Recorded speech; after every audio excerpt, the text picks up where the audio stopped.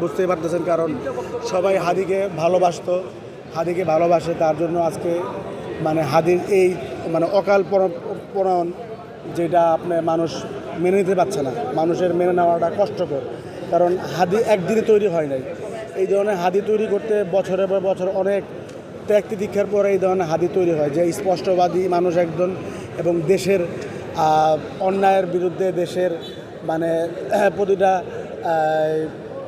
জুলুম নির্যাতনের বিরুদ্ধে যিনি কথা বলছেন, স্পষ্টবাদী ছিলেন, সত্য কথা বলতেন এবং দেশের সার্বভৌমত্ব নিয়ে এই যে আগ্রাসী ভূমিকা পালন করত পার্শ্ববর্তী দেশ ভারত, এই ভারতকে তা নিয়েও তিনি কথা বলছেন, ভারতের আগ্রাসী নিয়ে তিনি কথা বলছেন। এবং এই যে আমাদের পতিত স্বৈরাচার শেখ হাসিনা যে পালিয়ে গেছে, ভারত থেকে বসে বিভিন্ন রকমের আপনার এই যে হুমকি ধামকি বা নির্বাচন বানচাল বা আপনার এই যে মানে বিভিন্ন রকমের মানুষকে হুমকি দিচ্ছে, তো এইটার প্রতিবাদ সবসময় হাদি ভাই করে গেছেন।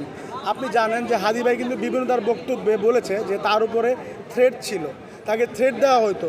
আমার কথা হচ্ছে যে একজন প্রার্থী বা একজন মানে দলের একজন মুখপাত্র যখন বলতেছে তাকে থ্রেট দেওয়া হচ্ছে, তখন আমাদের গভর্নমেন্ট কি করছে? তখন কি আমাদের গভর্নমেন্টের উচিত ছিল না যে আসলেই হাদি বিষয়টাকে একটু সিরিয়াসলি নেওয়ার? আজকে যদি হাদি বিষয়টাকে সিরিয়াসলি নেওয়া হইতো তাহলে হয়তো বা হাদি ভাই বেঁচে যেতে পারতো। এভাবে দিনে দুপুরে সন্ত্রাসীরা, এভাবে ছাত্রলীগের গুন্ডা বাহিনী সাহস করতো না হাদি ভাইকে গুলি করার মতো।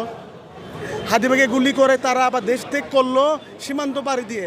আমাদের বিডিআর, আমাদের সেনাবাহিনী, আমাদের গোয়েন্দা বাহিনী, আমাদের সরকার কই? তারা কোথায়? তারা কি করছে? তারা কি চাচ্ছে? দেশটাকে অরাজকতার দিকে তারাই তো ঠেলে দিচ্ছে। একটা হাদি ভাই চলে গেছে, আমি বলবো লক্ষ হাদি ভাই তৈরি হয়ে গেছে।